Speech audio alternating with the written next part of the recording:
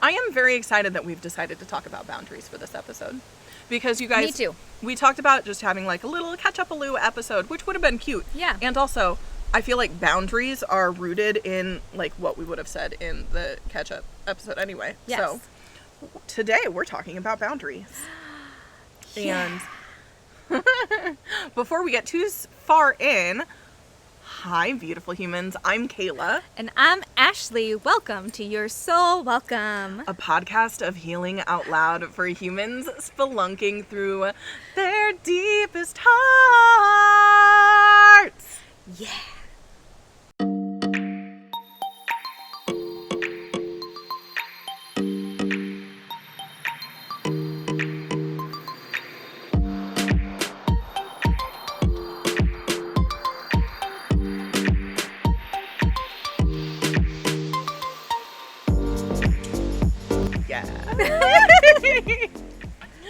So, for boundaries today, I love to frame a conversation from the perspective of why things are important. Yes. That is helpful because did you know that like the majority of the population are what is called why learners, meaning that to engage their brains in learning, they want to know why it's important to learn the thing first before they buy in. No, I didn't know that. Mm-hmm.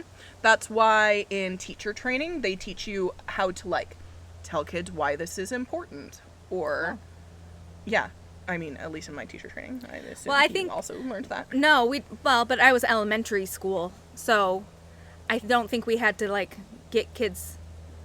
I don't think in fourth grade we Had specific training on that, had exactly. specific training on that because we were still teaching very, very much the basics, like division.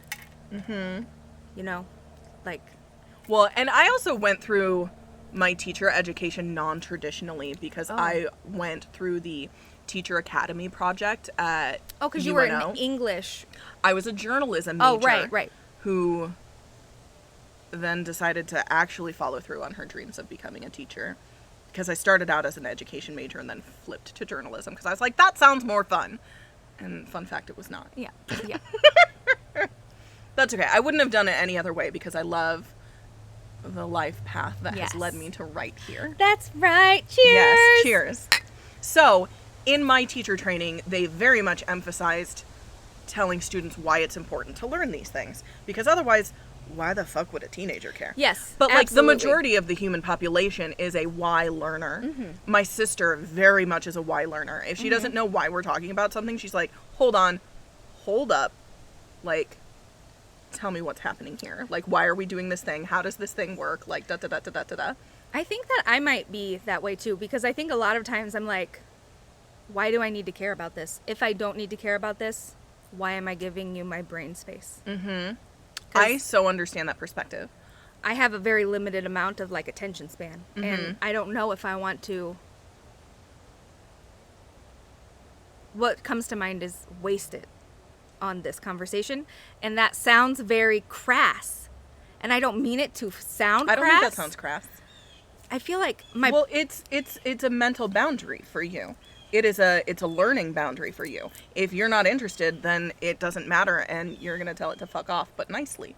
Well, I think here, this is great. This is wonderful. I'm so glad we're having this conversation today because there are a lot of people in my life who, like, I don't think understand that's how my brain works. And so when I'm like, I don't know how to maybe communicate that in a way that sounds super kind.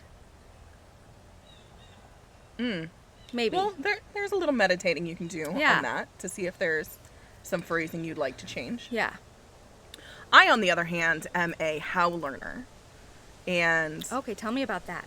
that means that I would rather learn by doing than sitting and learning about why something is important, what that thing is, and then eventually how to do it. I'm like, no, give me the fucking thing. I want to do it. And I often, if I like the teacher, if I like the human who is telling me the information, Yes. I automatically assume that they're telling me it for a reason. So I don't necessarily right. need to know the why or maybe my brain very quickly assumes the why when I'm doing the thing. Oh, yeah. But I don't want to listen to 10 minutes of something No. why. I just want you to tell me how it's going to benefit my life. Okay, maybe I'm more of that, because I do oftentimes, I'll be like, okay, land the plane. Land the plane. What does that mean to you? Like, can you just get to the point?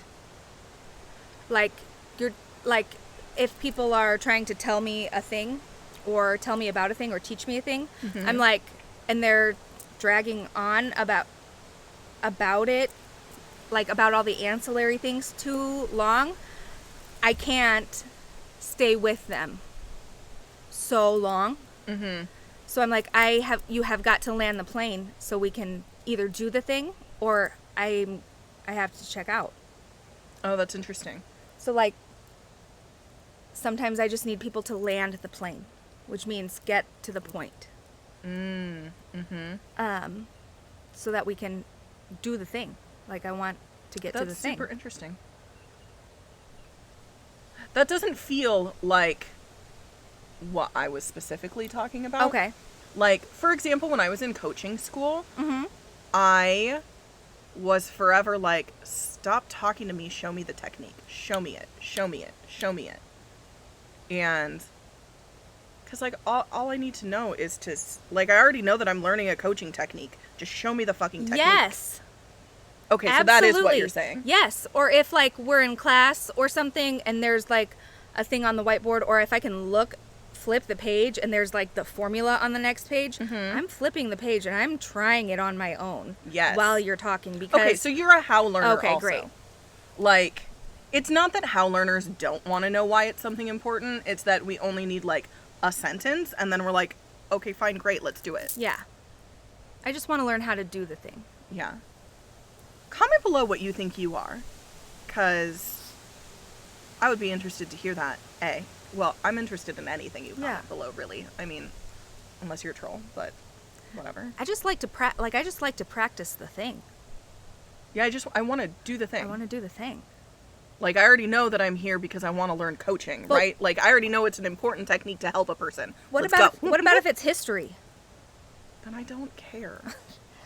But I like history sometimes. Like, I like to hear the stories. Okay, reading, Sure, for example, storytelling is literature. important. What about literature? What do you mean, what about it?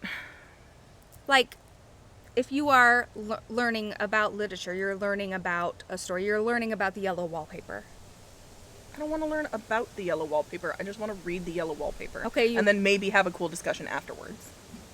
Yes.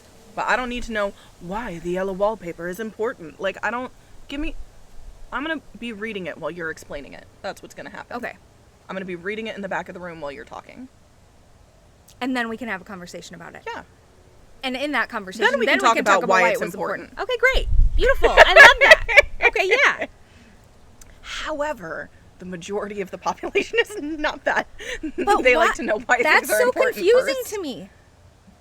How would you... But what... There... It's never more evident than when I'm speaking with my sister and I launch into a how, and she's like, wait, no, back up to the why. But how could you understand the why if you don't know how? Like, if you don't have anything to hold on to. Comment down below. How can you hold on to the why? I am so intrigued.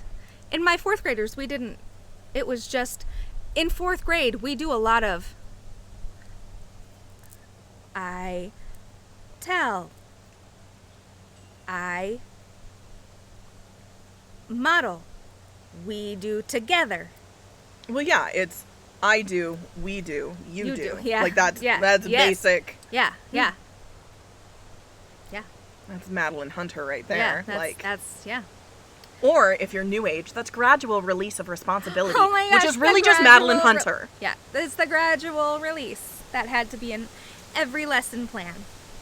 Yeah, Written because we certainly had to 30 days ahead of wash time. out Madeline Hunter's name as the pioneer of this concept and rename it as something else. For sure. Whatever, it's fine. It's not fine. Actually, you know what I was saltiest about? Was having to relearn a concept that I already knew because I already knew how to do it, and they kept telling me why it was important. I already knew that. I'm already doing it. It's got salty. Do you want to see salty Kayla? Have her talk about teaching, because that's what you're gonna get. Yeah. Okay, so yes. Any hoozle, boundaries. Boundaries. In case you are curious as to why boundaries are important, before we dive into how to implement them, in case you are a why learner, boundaries are important in creating peace. Boundaries are important for being able to preserve your energetic capacity so that you can do the things that you desire to do instead of the things that you think that other people think that you should do. Yeah.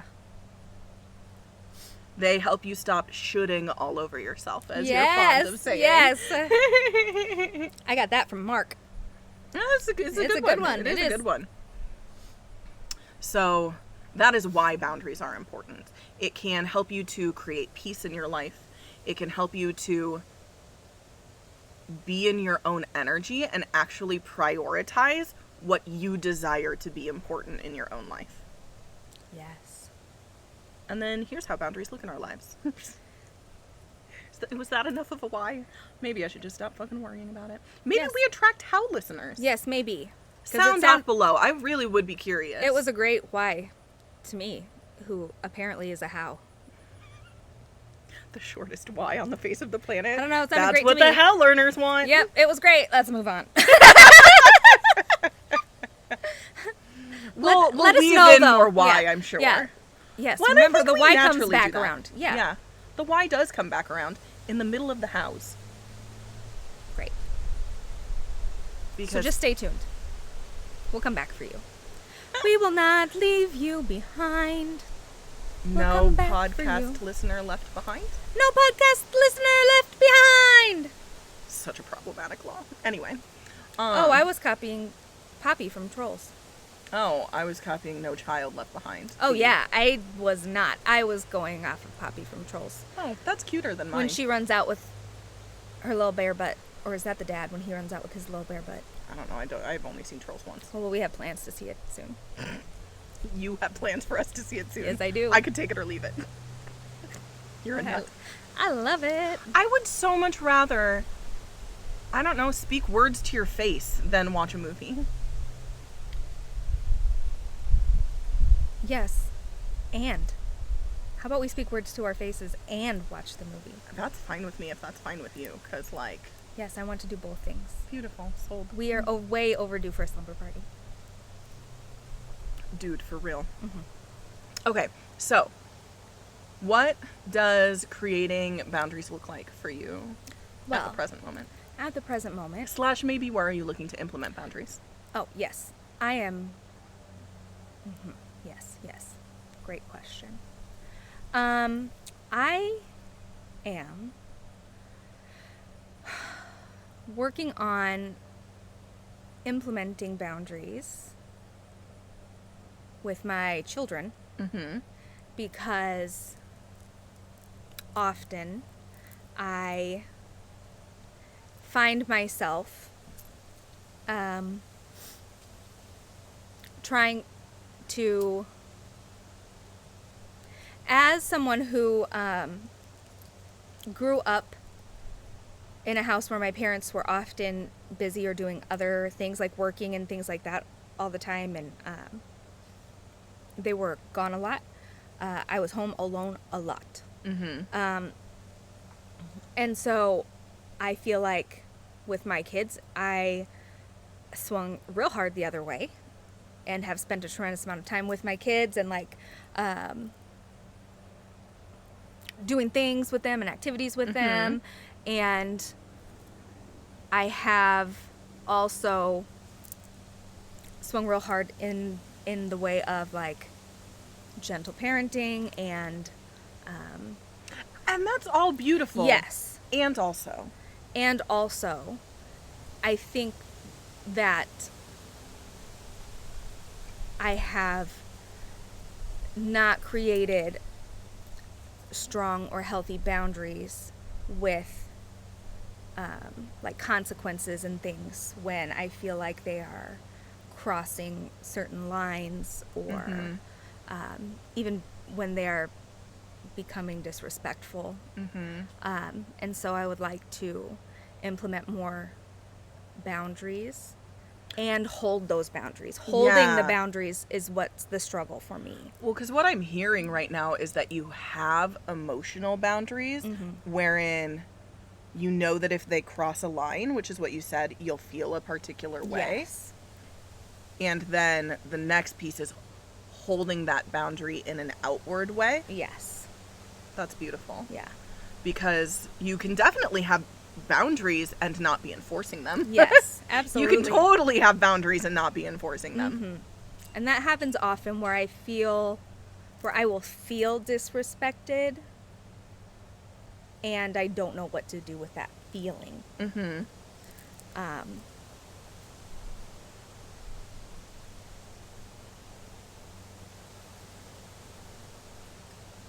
That's fair. Yeah. So I would really like to explore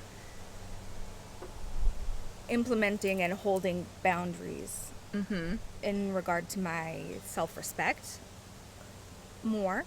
For sure.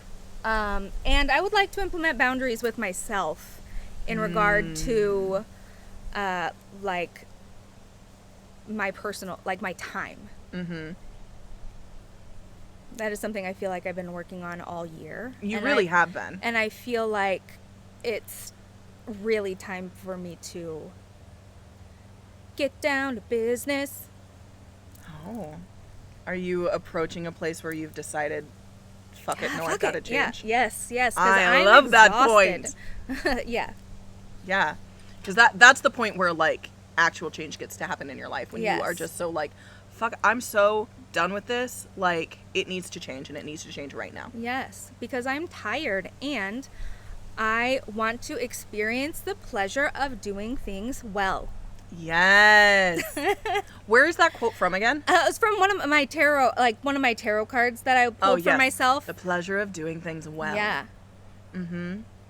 I love that you brought up boundaries with others and self-boundaries. Yeah. Because those can be both incredibly important within the topic of implementing boundaries in your life. Right. And I feel like when I was in therapy, the only boundaries we talked about were boundaries with others. We did not talk about boundaries with ourselves. For yourself. Yeah. Well, because boundaries with yourself is where you get to make good decisions. Not good decisions. Let me rephrase that. Make delicious decisions for future Ashley. Yeah. And that, I think, is one of my favorite frames for this conversation of boundaries, as asking yourself what feels delicious to uphold, like what feels indulgent and pleasurable. What rules or boundaries or lines in the sand do you need to draw so that your life gets to feel pleasurable, cozy? Yeah. And asking yourself that question, journaling on it, can be incredibly helpful in finding your particular boundaries. Because here's the thing, you guys, and then you guys listening and watching, your boundaries are always going to need to be incredibly personalized to you. I can't tell you what your boundaries need to be. I mean, I can, but it might not feel true to you. Every single human person has a different capacity for what boundaries feels safe for them to hold, and what boundaries feel fun for them to hold, and what boundaries feel accessible to implement at one time. Right. Because, like, rolling out 85 new boundaries, 9 new boundaries, might feel stressing and overwhelming for your nervous system. And if your nervous system is stressed out, then you're way less likely to do it, which means that you have another, like, tick mark over on the side of creating a habit that you don't desire. Right. Because you're just not following through on a boundary again. Yeah. And that's fine. It gets to be okay that you can't do everything everywhere all at once. Yes. You can't do every boundary everywhere all at once. or maybe you can. I can't tell you what you're ready for. Only you can know that. And doing nervous system toning work, like we discussed with my friend Amy, who was on a few episodes ago. If you guys missed that episode, it's really good. Go back and watch it. So good. Doing nervous system toning can help you to feel ready to implement those boundaries. Yes. And that's super important, whether you're talking self-boundaries or boundaries with other people. Yeah. Do you have questions for me on boundaries? You said you wanted to learn from me. I do want to learn from you because you are fantastic. You are, I feel like you have worked a lot on your boundaries, and I feel like you are real good at holding your boundaries. Thank you. I had to be, because when I was a teacher, I could feel kids passing my boundaries all the time, and I was scrambling to figure out how to cope with that. Because I can guarantee you that if a freshman knows that they can push your boundaries, they will do it every day, multiple times a day. And I can only hold so much of that before I implode. Yeah. And there was the year that my dad had his stroke, I didn't hold boundaries for shit. Yeah. I mean, I did, but I didn't have the emotional capacity to consistently draw those lines in the sand, to consistently say, nope, this is the way that how things are in my classroom.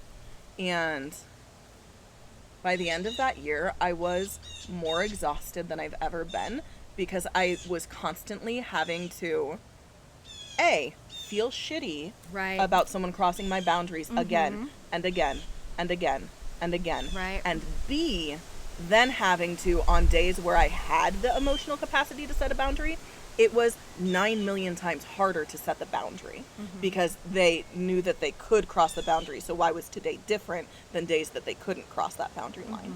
And that's frustrating for them also. And I even had one girl in my first semester speech class. My school worked a little bit different. It worked a lot more like college, where you're in specific classes at one time and then you switch halfway through the year. So I had a girl at the beginning of the year from August until October, for a 1 semester speech course. And then I had her the second half of the year in an English class.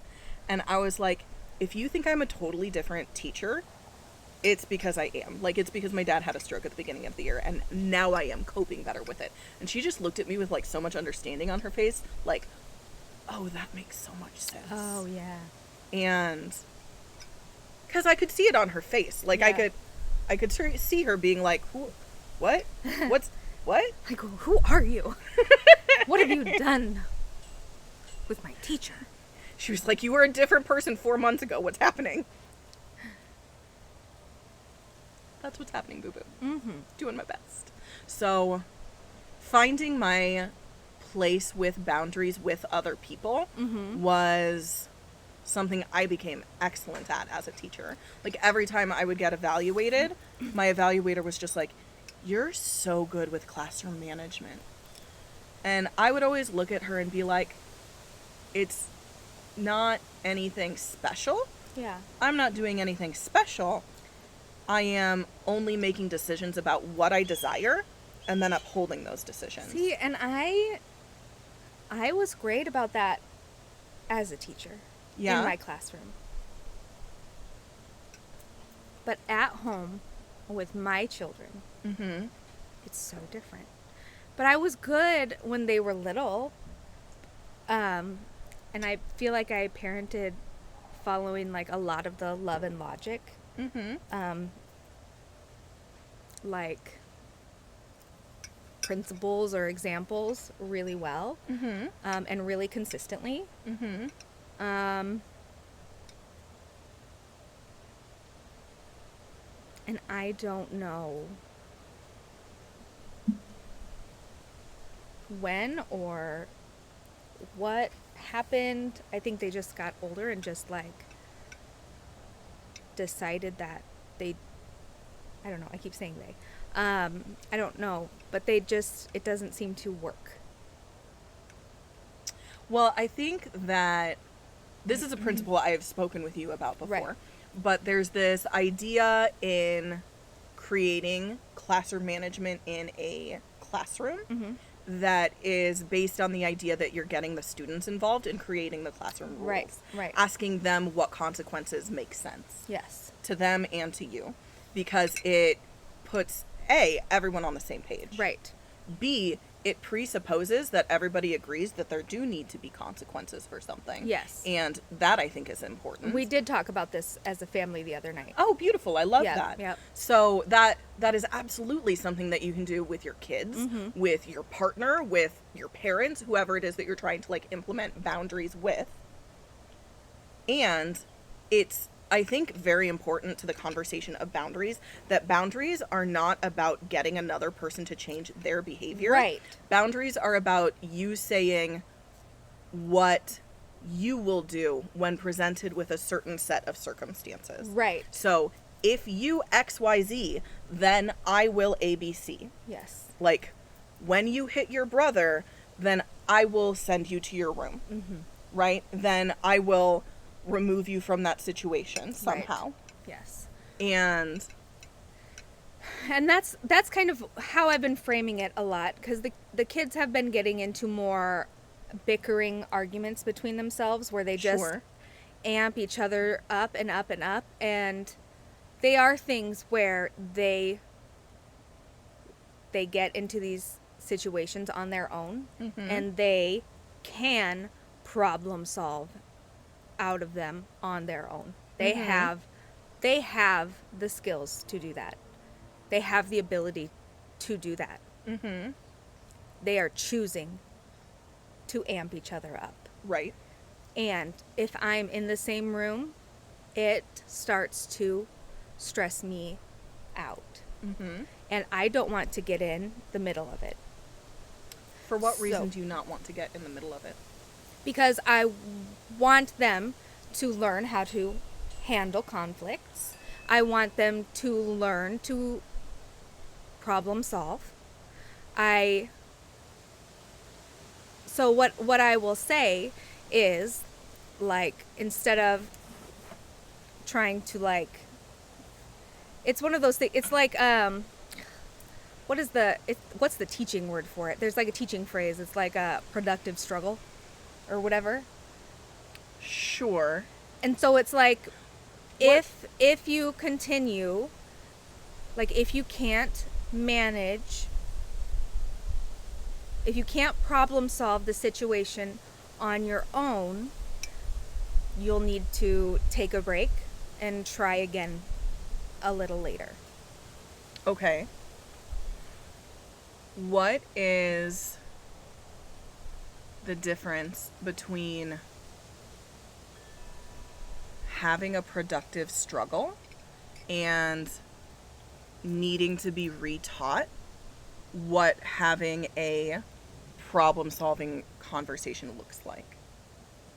I think that's when after I give them I pipe in and say, do you need to take a break? Do you need to regulate? Like, you guys are just going around in circles at this point, and I don't want to, like, get in and save the situation, because I don't want energetically to get involved in that, because it takes a lot out of me. If they take a break or they go to regulate and then they come back and at that point they can't resolve, then I do get involved. Okay. Can you just have them take a break sooner?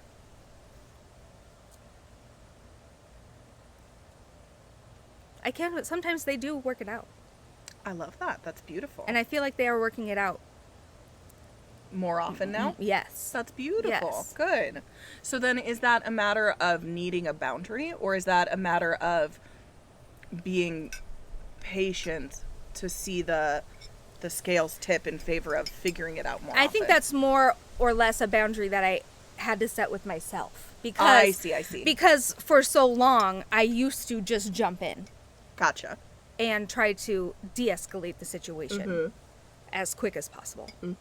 And in doing that, what I was doing, I was taking the opportunity away from them to figure out how to solve the problem themselves. Okay. And like, they are going to need to figure those things out.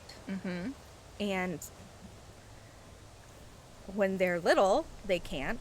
They're older now. I mean, they're not old now, but Well, they're older. they're older and Have demonstrated that they can come to a good place with each other on their own. Yes. And I was aware that, like, me stepping in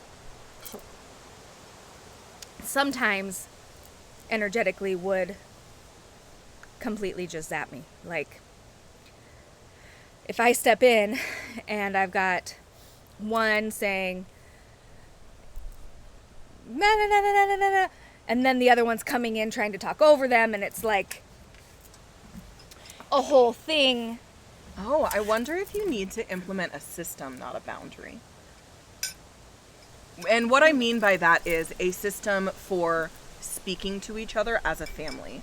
And it can be as simple as, like, doing a talking stick, right? Like, I know that's very, we tried that. Yeah, we tried that. And I'm not saying it has to be that. Yeah. It can be as simple as saying, like, for example, Max, now is not your time to speak. You will have a time to speak in just a moment. Right now it's Lily's time. Yeah, yep. And that's basically what I do. And that can be a system that you guys discuss at a time when the energy is totally neutral. Be like, hey guys, now that you've, like, de-stressed a little, decompressed from getting home from school, I want us to talk about how we speak to each other when we're trying to resolve a conflict together. Yeah, maybe talking about it more when it's not so stressful could be more helpful. But I mean, we do say those things. We tried the talking stick. It did not work. Well, and any system is not for all people. Yeah. It just isn't. That's not what systems are for. Yeah. Otherwise, we would all just be robot people. Yeah.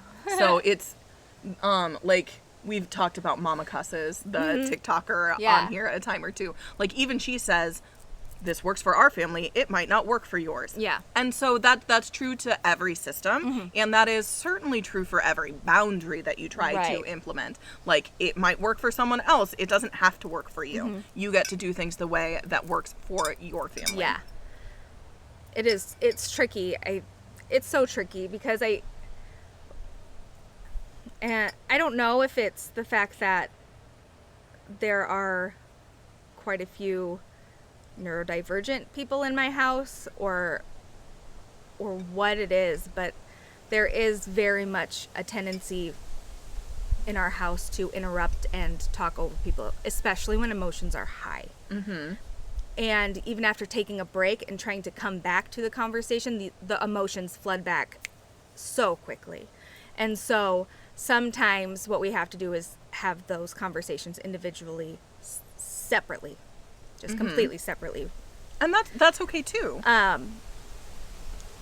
And so that's kind of the system that we have to have in place for when the emotions get real high. But otherwise we do that, you'll get a turn, please wait, you'll get a turn, please wait, you'll get a turn, please wait, and we just have to kind of... I wonder what would happen if you shifted the language just a little bit from please wait to I need you to wait. Or it's time for you to wait. Actually, I like it's time for you to wait. Because it's incredibly neutral, and it is not you asking them. Yeah. It is you telling them what the boundary is currently.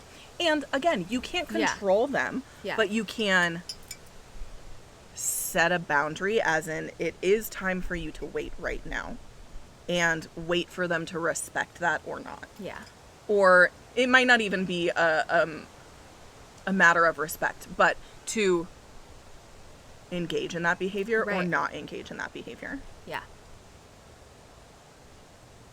It's so, like, it's just so tricky. There's so much there's so much nuance, and it's so tough because I feel like my goal is to, when having any of these conversations, my goal is to connect with whichever person I'm talking to, make sure that they feel heard and cared about, and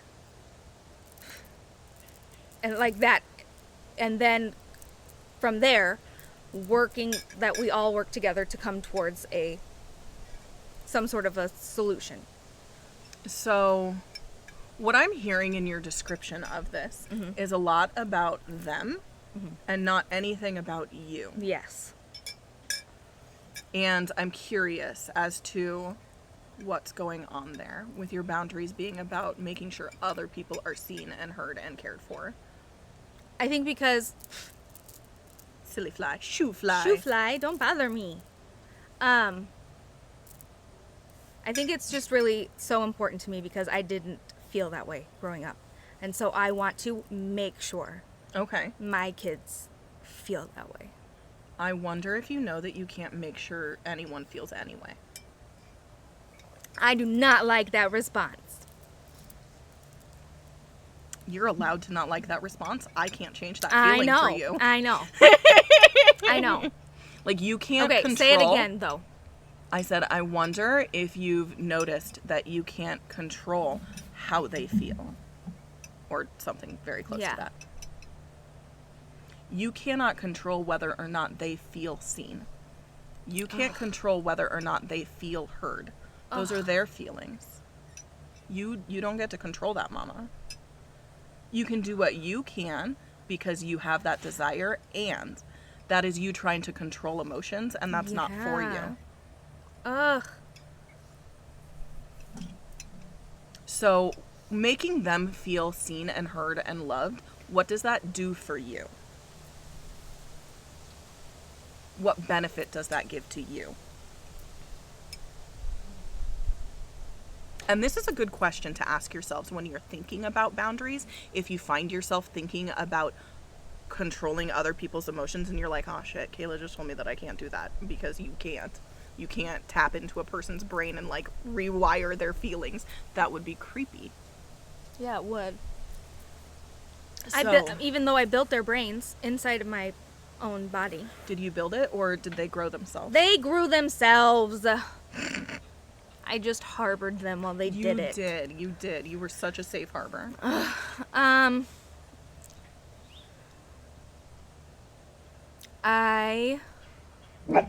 my. It was such a lazy part. That was You didn't such a even get lazy. up. Yeah, it was. That I mean, was I'm so okay cute. with it. I'm okay with it. Adorable. That's probably as much as I would do too. Okay, what was the question? The question is, making them feel seen and heard and loved, what does that do for you? That makes me feel like I'm being a good mom. Beautiful. I wonder if you know that you're always being a good mom because you're always just doing your best, aren't you? I try. I know you do. What if you knew that you were already doing it because you try? Well, I don't know that, though. Who gets to decide if you're doing your best? My kids? No. Who gets to decide if you are doing your best? Me. Yes. So, I can see your emotions are high, and we don't have to keep going down this road because we are on a very public platform. Yeah. So that's on you, on Okay. whether or not you want to consent to keep going. Yeah, we totally can keep going. I mean, we're healing out loud here. We are healing out loud, and consent is important. Yes, I appreciate that you checked in about it. But, yeah, no, healing out loud, we're doing it. Yeah. I'm good So, when did you decide that you couldn't decide if you were doing your best?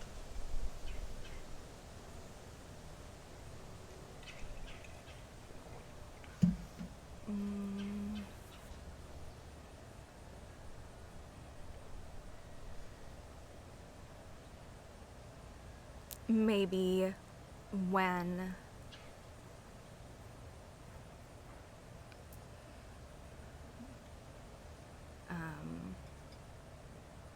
like I feel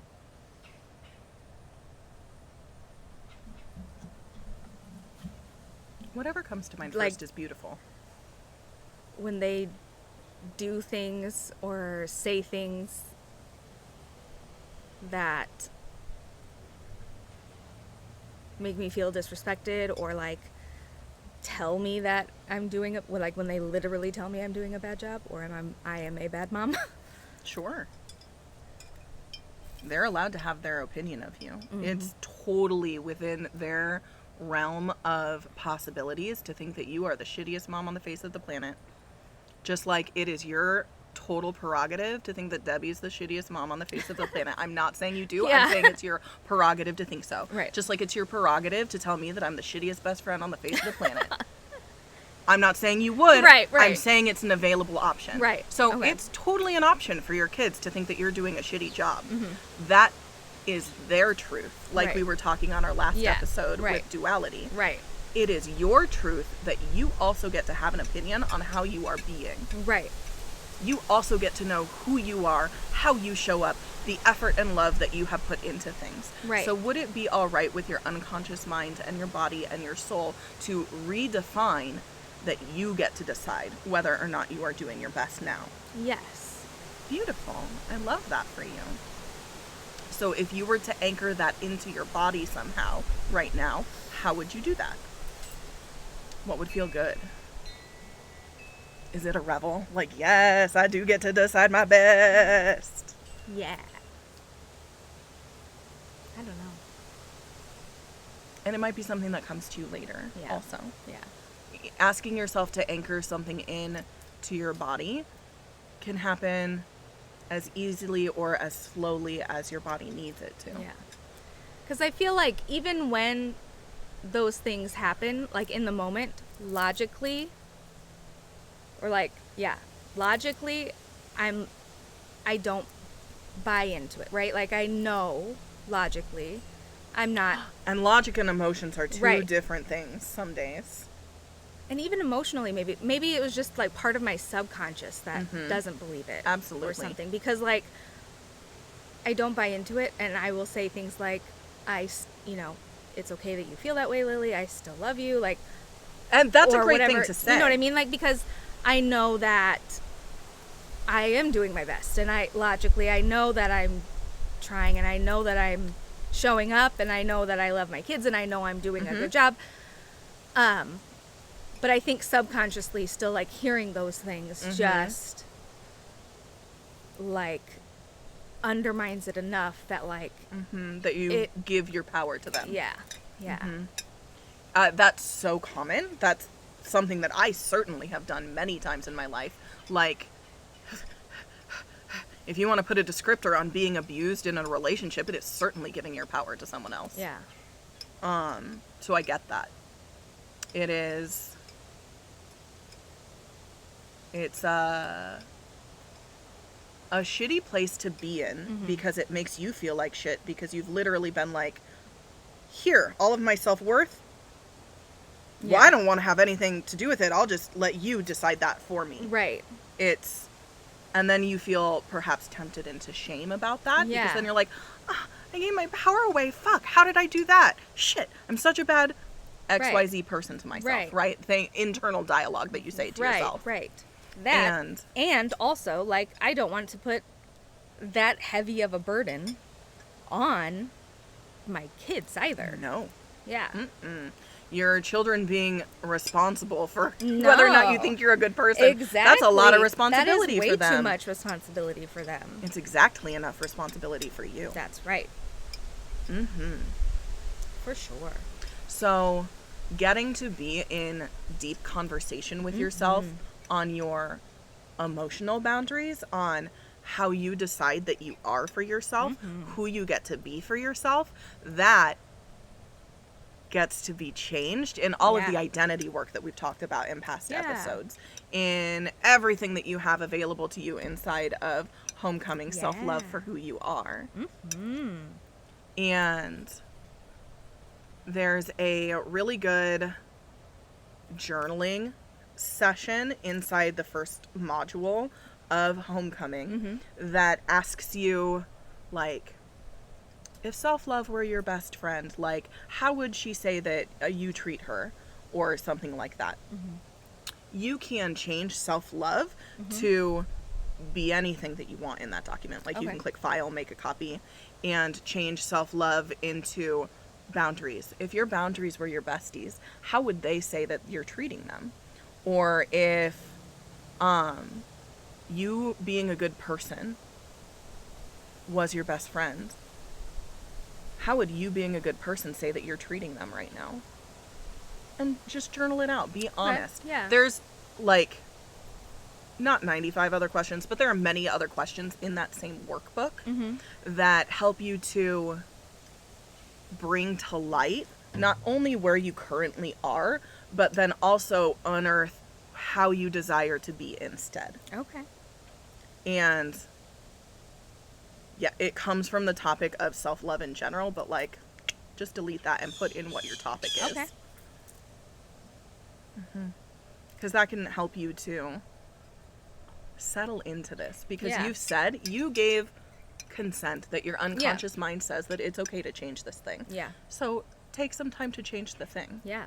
Because your inherent self-worth as a mother could totally be something that we change in 5 minutes. But it would likely involve, like, a hypnosis, and Yeah. I don't know that they need to listen to that. You know what I mean? Right. Yeah. That would be a Patreon content. Patreon content.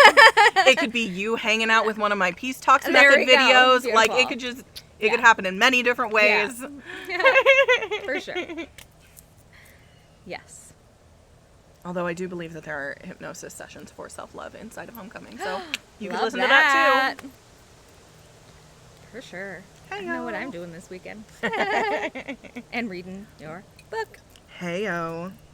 So excited. Me too. Oh, it's gonna be so good. What's our little timer say? Oh, it's scooched. 49, 8, 9. Oh, hey, that's pretty good. Yeah. So when we film outside, we don't have a computer set up to, like, see the timer on how long we've been filming. So sometimes I feel like we've been filming for, like, 15 minutes, and I'm like, this is such a short episode. And then all of a sudden an hour's gone by. So Yeah. if you want proof that Kayla's brain is neurodivergent, Except for you always ask right around 50, 55 minutes. I love that. For me. Yeah. Great. Then my body knows more than my brain Yeah. does. Sometimes my body can sense it. Yeah, we've been learning that a lot That lately. body wisdom. Yes, your body Yes. is wise. Oh, it's so wise. I love that. Listen to your body wisdom. That's a song. I did forget who sings it, but it's called Body Wisdom, and it's on a playlist on my Spotify somewhere. Woohoo. So feel free to search that up on Spotify. Look it up. Was that Take a Break? No, No? Okay. it was nothing. Oh. It was something, and then I said it, and then it was like, then after that, There was nothing. no. Then Reading Rainbow came into mind. Look it up. I love Take that a for look. you. It's in a book. Reading Rainbow. Butterfly in the sky. Actually, there have been many butterflies in the sky. Well, go figure, I planted a pollinator garden in my front yard. What did I love expect? that. It's been lovely. It's like a little magic fairy garden. They just float by. Yay! Like, my butterfly numbers have increased exponentially, and I'm here for it. I love that. I almost always see a butterfly when I look out the window, and it's marvelous.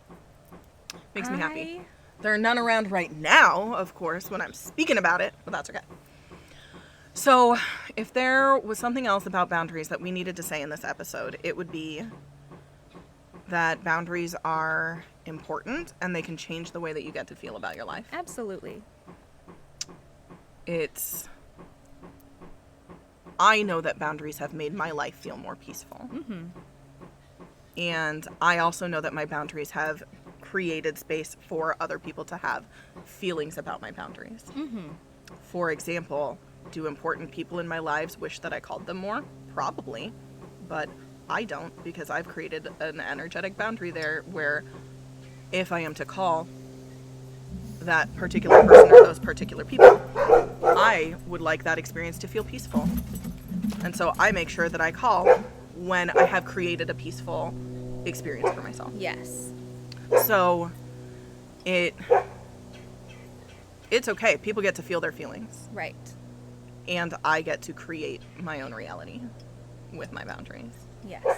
And that has only made things better.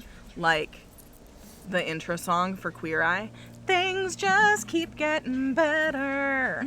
That is true. Literally, the more boundaries I implement, the more things just keep getting better. And that is not a decree that you need to implement all the boundaries now. Because like we said earlier, you can only implement as many boundaries as feel safe for you. Right. You can only grow as fast as the slowest part of you feels safe to grow. So going back to those ideas of self-safety, of doing nervous system toning, those are only going to help you feel more capable of creating those boundaries for yourself. Yes. Engaging in more energy healing, in clearing space of stored emotions, that is only going to create an increased capacity for you to hold the boundaries that you desire in your life. Because if you are so busy holding on to stored emotions, if you are so busy holding on to the judgments of others, or like that childhood anger or grief or whatever like emotional baggage that you have from childhood, if you're busy holding on to that, you don't have space and capacity to hold on to boundaries. Right. So heal out loud with your friends, you guys. That's right. Heal in session with practitioners. DIY your own healing by going to braveheartopenmind.com and cruising through the DIY self-love courses that are available for you. Because in holding that space for yourself and engaging in that healing, you create capacity to change your life. Absolutely. And changing your life can look however you want it to look. Is changing your life finally opening that cute coffee shop that you wanted to open? Great, do that. Is changing your life? I know, you guys, all of life can be changed, huh, babies? Is changing your life finally having space to write that book that you've always wanted to write, to finish it? Like, I needed to clear some major childhood anger before I had the capacity to move from freeze in my nervous system to able to finish my book in a day and a half. Yeah. Because that's all it took. That was all that was holding me back from finishing it, was a day and a half's worth of focus. Yeah. And I was too frozen to hold that. I was too frozen to hold that. And now I'm not anymore because I took the time to heal it. And you did the thing. Yeah, I did do the thing. So it is possible for you to create an increase in your capacity to make boundaries when you consistently engage in healing. It's so possible. And the dogs are being noodles, so it might be time to say goodbye. Yeah. I love you. Love you. Love you. Bye. Mwah! You know what's the best? Hanging out together with each other even more. Ashley and I would love to invite you to join the Back Pocket Besties Club for $5 a month on Patreon. You'll receive ride-along adventure vlogs, a sticker designed by Ashley or by me, a meditative self-love mini retreat, a DIY self-love course for your inner magic, 1 free month of Ashley's snail mail subscription, behind-the-scenes posts, and sweet, sweet community on the inside. And if you want even more goodness, you could join the Doing Life Together Club for $11 a month. And in addition to everything you just heard, you'll also get Ashley's snail mail subscription sent to you every single month. We can't wait to see you on the inside.